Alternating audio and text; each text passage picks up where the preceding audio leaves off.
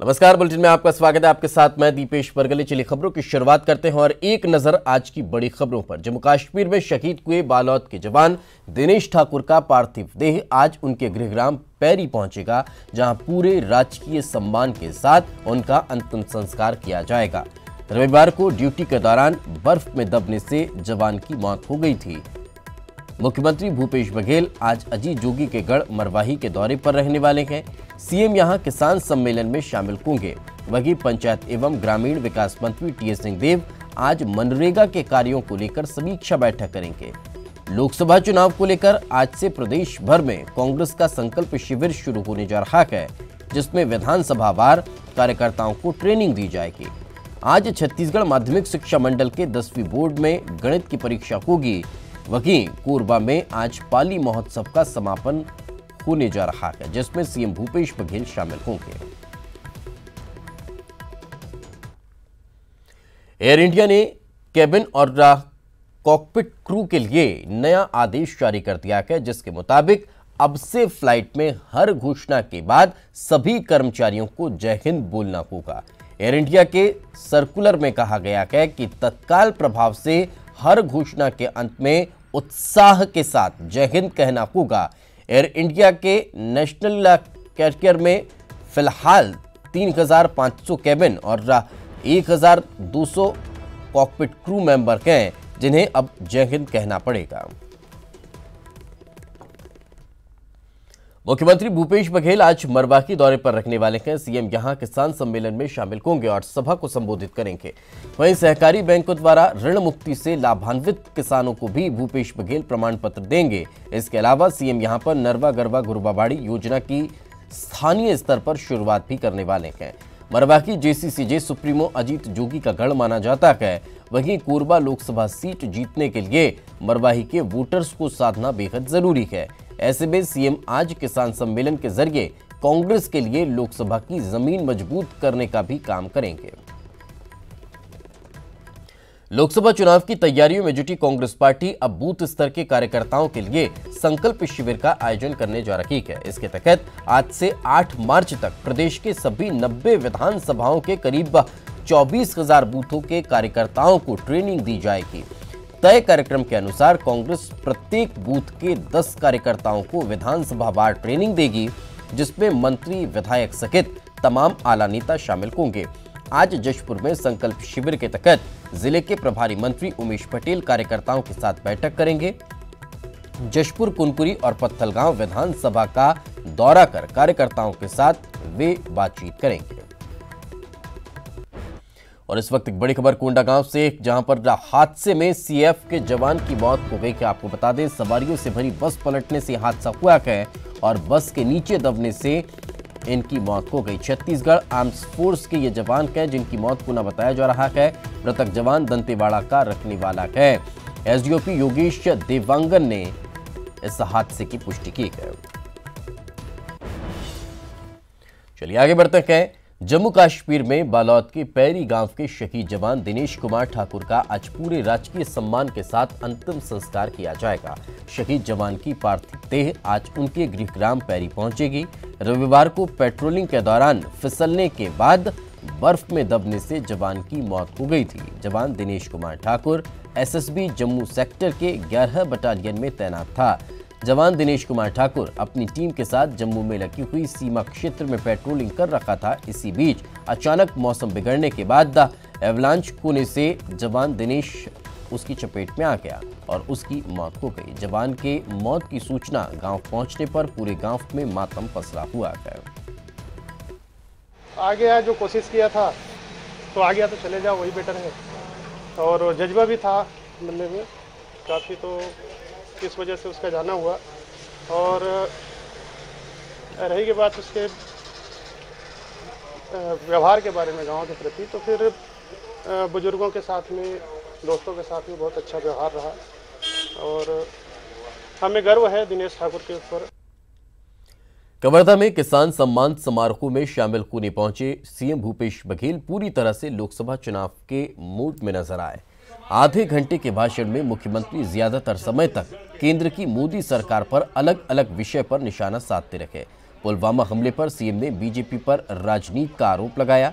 साथ ही कांग्रेस के पाकिस्तान परस्त होने के आरोप पर भी करारा जवाब दिया है। कबू इंदिरा गांधी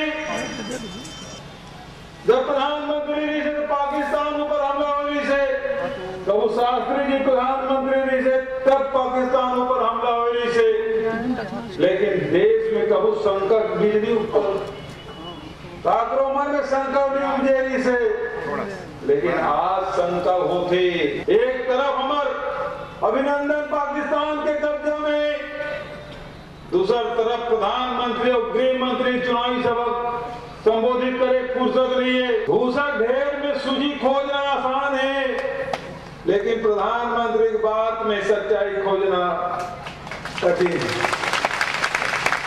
पहली कह से मित्रों, मेरी सरकार बनाइए, विदेश से काला धन लाऊंगा, सबके खाता में 15-15 लाख रुपया जमा कराऊंगा। वहां ताज होटल में हमला होते, गृह मंत्री की इस्तीफा होते, आज 2 सप्ताह बीत गए, एवं आरोप लगाते हम पाकिस्तानी परस्त हो गया।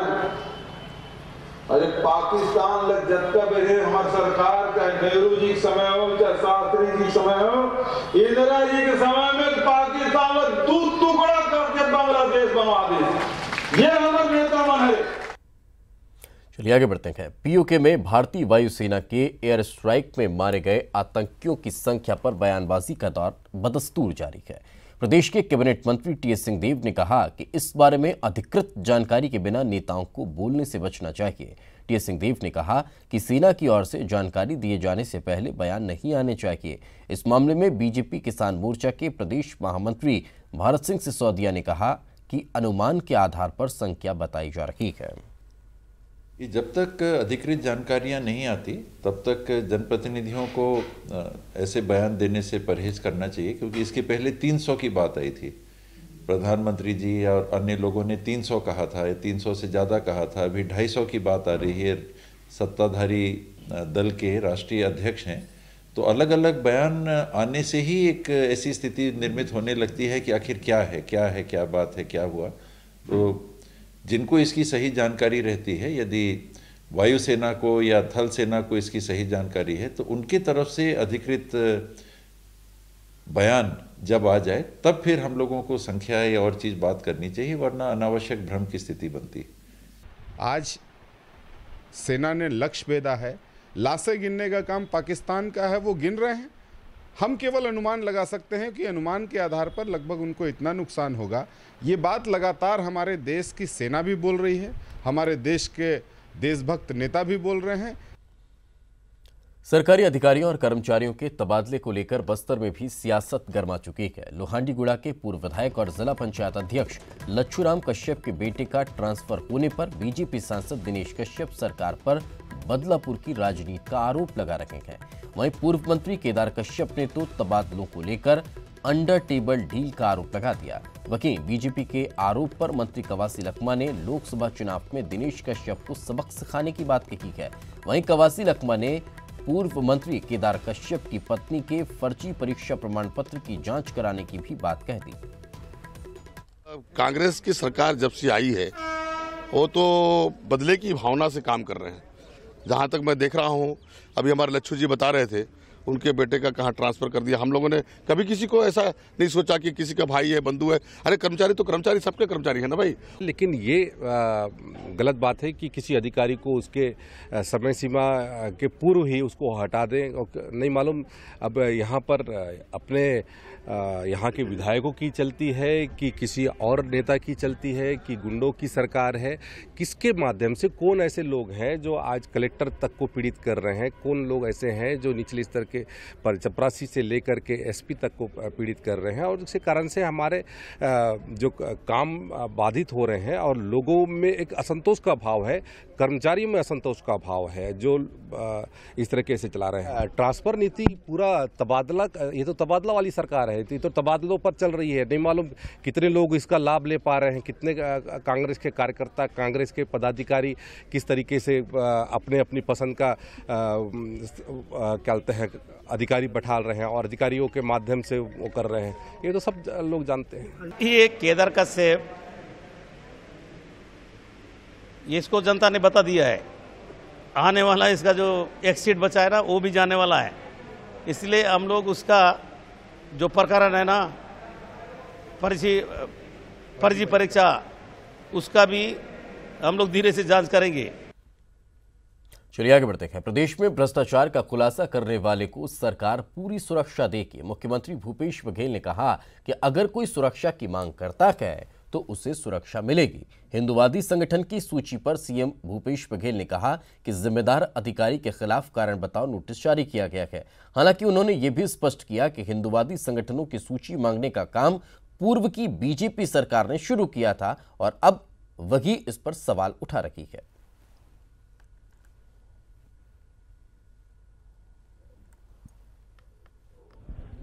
और सत्ता का दुरुपयोग जिन्होंने किया, जिनके राज में जेरम जैसी घटना घटी है, तो लोगों को डरना स्वाभाविक है और यदि वो सुरक्षा की मांग करते हैं तो उन्हें राज्य शासन सुरक्षा प्रदान करेगी। हिंदू संगठनों का ब्यौरा मांगा जा रहा है कांग्रेस सरकार के द्वारा। जी, मुझे जानकारी मिली है कि 2015 में भी इस प्रकार की जानकारी मंगाई गई थी। मैंने एडीजी इंटेलिजेंस को जो खबरें आई उसके आधार पर उसे जानकारी मांगी और जो भी अधिकारी इस प्रकार से कर रहे हैं उन्हें शोकास नोटिस देने के लिए कहा था। लेकिन ये भी पता चला है कि 2015 में भी इस प्रकार से आदेश हुआ है, तो जो लोग आरोप लगा रहे हैं उसके शासनकाल में भी इस प्रकार की जानकारी मंगाई गई थी। ये तो परंपरा उन्होंने शुरुआत की है, तो शायद अधिकारी लोगों ने उस आधार पर कार्रवाई कर दी। सीएम भूपेश बघेल ने एक बार फिर से पिछली बीजेपी सरकार पर निशाना साधा है। झीरम हमले में मारे गए कांग्रेस नेता महेंद्र कर्मा के बेटे को अनुकंपा नियुक्ति देने के मामले में मचे बवाल के बाद सीएम भूपेश बघेल ने कहा कि पिछली सरकार में शहादत को अपमानित करने का काम हुआ था। महेंद्र कर्मा और नंदकुमार पटेल के परिवार को पिछली सरकार ने चतुर्थ श्रेणी में नौकरी देने का पत्र डाक से भेजा था।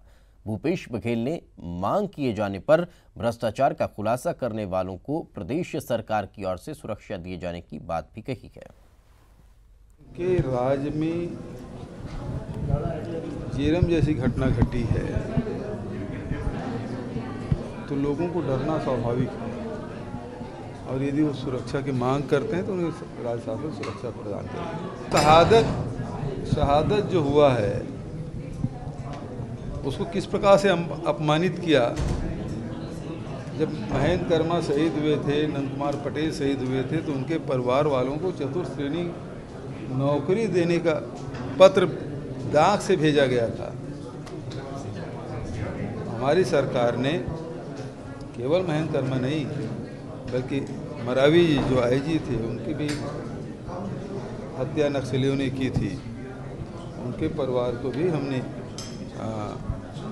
उनके परिवार वालों की इच्छा के अनुरूप मंत्रिमंडल में फैसला किया। ये दूसरा फैसला है, ये केवल महेंद्र कर्मा के पुत्र नहीं बल्कि मरावी जी के भी पुत्र को भी। कांकेर के भानुप्रतापपुर में पंजाब नेशनल बैंक के एटीएम में असामाजिक तत्वों ने तोड़फोड़ कर दी।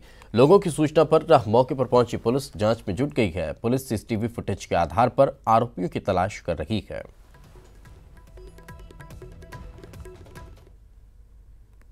बिलासपुर के 150 से ज्यादा मजदूर झारखंड के रांची में ईंट भट्टा पर बंधक बनाए गए हैं। इंटक नेताओं ने पुलिस की मदद से इनमें से 16 मजदूरों को छुड़वा लिया है। 6 मजदूर पहले ही भागकर शहर आ चुके हैं। बताया ये जा रहा है कि ईंट भट्टा मालिक की ओर से मजदूरों को उचित मजदूरी नहीं दी जा रही थी और उन्हें प्रताड़ित भी किया जा रहा था। इंटक नेताओं का कहना है कि रांची पुलिस से पूरा सहयोग न मिलने से सभी मजदूरों को नहीं छुड़ाया जा सका है।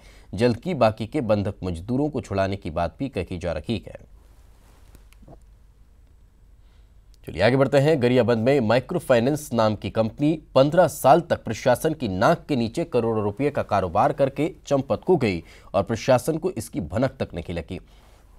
अपने खून पसीने की कमाई गांव गंवा बैठे जिले के हजारों लोग अब सरकार से रकम वापस दिलाने की मांग कर रहे हैं। देवभोग विकासखंड के 5200 से ज्यादा छोटे तबके के लोगों को कंपनी ने अपने झांसे में लेकर 12 करोड़ का चूना लगा दिया। जूस बेचते थे, 100-150 रुपया बच जाता था रोज़ भर में, तो उसमें से 20 रुपया बचा के हम लोग माइक्रो फाइनेंस में जमा किए थे और उसके बाद करीब 6-8 महीना जमा कर दिए हैं। उसके बाद कहाँ गया कंपनी हमको पता नहीं है, हमारा पैसा भी नहीं मिल रहा है और इसलिए जमा किए थे, वो बच्चे लोग के भविष्य पढ़ाई लिखाई में काम में आएंगे इसलिए। कितना जमा कर लिए थे? कुल कम से कम 1.5 लाख जमा किए ना, फिक्स डिपॉजिट। चलिए आगे बढ़ते हैं। छत्तीसगढ़ माध्यमिक शिक्षा मंडल के द्वारा आयोजित 10वीं बोर्ड की परीक्षा आज जब उसमें गणित का पेपर होने जा रहा है। परीक्षा की तैयारी पूरी कर ली गई है। प्रदेश में 2231 परीक्षा केंद्रों पर परीक्षा आयोजित हो रही है। वहीं नकल रोकने के लिए सभी केंद्रों पर कड़े उपाय किए जा रहे हैं। इस बार 10वीं की परीक्षा में पहली बार OMR शीट का इस्तेमाल किया जा रहा है। OMR उत्तर पुस्तिका इसमें इस्तेमाल हो रही है। वहीं उत्तर लिखने के लिए छात्रों को एक ही उत्तर पुस्तिका दी जा रही है। 1 मार्च से 10वीं बोर्ड की परीक्षा चल रही है। इस बार 10वीं बोर्ड में 3.5 लाख से ज्यादा छात्र परीक्षा में शामिल हुए हैं। छत्तीसगढ़ में भी पूरी श्रद्धा और भक्ति के साथ महाशिवरात्रि का पर्व मनाया गया। अलग अलग तस्वीरें आप अपने टेलीविजन स्क्रीन पर देख पा रहे हैं। रायपुर, जगदलपुर, धमतरी, अंबिकापुर, बलौदाबाजार, दुर्ग, राजनांदगांव और बलरामपुर की ये तस्वीरें, जहां पर पूरे भक्तिभाव के साथ भगवान भोलेनाथ की उपासना आम लोगों के द्वारा की गई। महाशिवरात्रि पर मुख्यमंत्री भूपेश बघेल ने कवर्धा के डुंगरिया में जलेश्वर महादेव की पूजा अर्चना की। उन्होंने भगवान से प्रदेश की खुशहाली की कामना की है। शिवरात्रि पर उन्होंने लोगों से नशा त्यागने की अपील भी की है। सीएम ने महादेव की पूजा करने के बाद कहा कि राज्य में शराबबंदी में आम लोगों का सहयोग जरूरी है। भोलेनाथ के दर पर लोग नशा छोड़ने का संकल्प लें।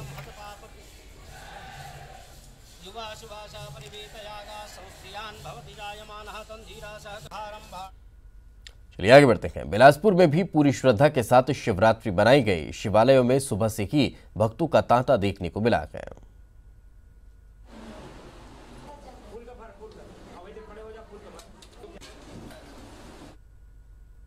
तो भिलाई में भगवान भोलेनाथ की बारात धूमधाम से निकाली गई। खास बात यह रही कि जुलूस की शक्ल में निकली बारात में सभी धर्म के लोग शामिल हुए, जिसमें शानदार झांकियों ने लोगों का मन मोह लिया। इस बार प्रयागराज कुंभ की तरह बड़ी बड़ी झांकियां आकर्षण का केंद्र रही। चलिए आगे बढ़ते हैं। महाशिवरात्रि के पावन अवसर पर अंबिकापुर में भी भगवान शिव की अनोखी बारात देखने को मिली, जिसमें हजारों की संख्या में श्रद्धालु गाजी बाजी के साथ बारात में शामिल हुए।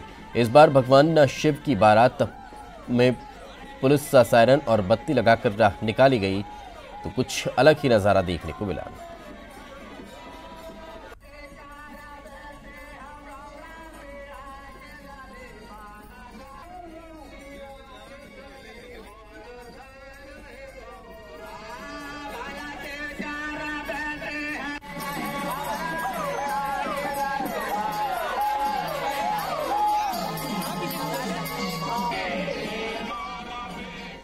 तो कोरबा में भी महाशिवरात्रि पर्व के अवसर पर राजस्व और जिले के प्रभारी मंत्री जय सिंह अग्रवाल ने पाली महोत्सव का शुभारंभ किया। आज सीएम भूपेश बघेल और विधानसभा अध्यक्ष चरणदास महंत समापन समारोह में शामिल होंगे। 2 दिन तक चलने वाले महोत्सव में स्थानीय और बाहर से आए कलाकार सांस्कृतिक कार्यक्रम की प्रस्तुति देते नजर आए। चलिए आगे बढ़ते हैं। माघ पूर्णिमा से महाशिवरात्रि तक का 15 दिन से गरियाबंद में चल रहे राजिम माघी पुण्य मेले का समापन हो गया। महाशिवरात्रि के अवसर पर हजारों साधु संतों और श्रद्धालुओं ने त्रिवेणी संगम में आस्था और श्रद्धा की डुबकी लगाई। मेले में पहुंचे साधु संतों ने शाही सवारी निकाली और फिर शाही स्नान किया। धर्मस्व मंत्री ताम्रध्वज साहू ने भी उनके साथ शाही स्नान में हिस्सा लिया। और इसी के साथ इस बुलेटिन में फिलहाल इतना ही। मुझे दीजिए इजाजत। नमस्कार।